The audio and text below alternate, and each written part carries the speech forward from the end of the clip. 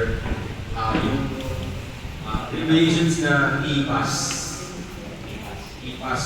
Yung ikas na off yan, ha? E, as in tango, B, as in papa, alpha, A, Sierra, S, Sierra, EPAS. So sa T, stands for twist pin.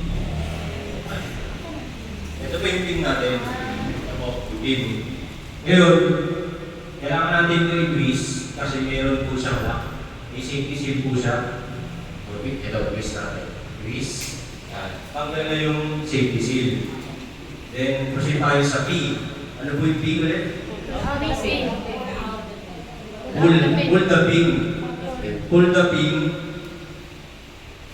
Yan. Kasi, kapag hindi nyo tinanggal yung pin, hindi nyo po ma-squeeze yung level. Pag-aabot ito, usually pagbuhat mo kasi nakapindot ka na kaagad eh. Ito yung mga lalim mo. Pag yung manila yung tasa.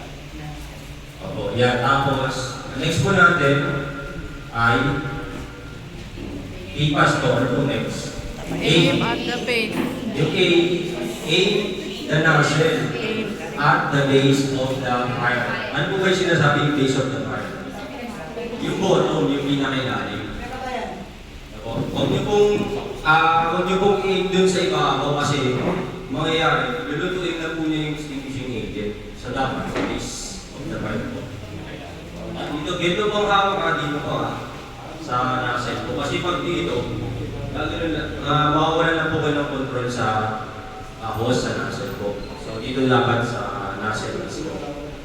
And then next, squeeze the lever. Yan, ito lang yung sinasabi ni Sir na dapat yung hawak nasa ilalim. Pindot ko yun. Activin na na lang. Buga. Talaga na dito.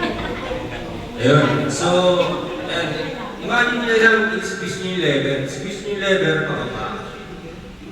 Lalabas na yung extinguishing agent. Then, syempre, dapat tight din yung, firm din yung paghawak nyo doon sa nozzle ng fire extinguisher. Then, yun nga, naka-aim na tayo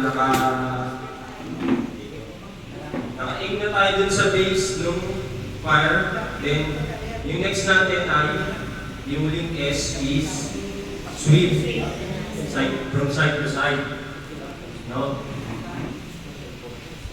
Hanggang sa ma-extinguish na natin yung apoy. Pero tandaan natin, itong fire extinguisher, effective lang to sa initial stage ng fire. No?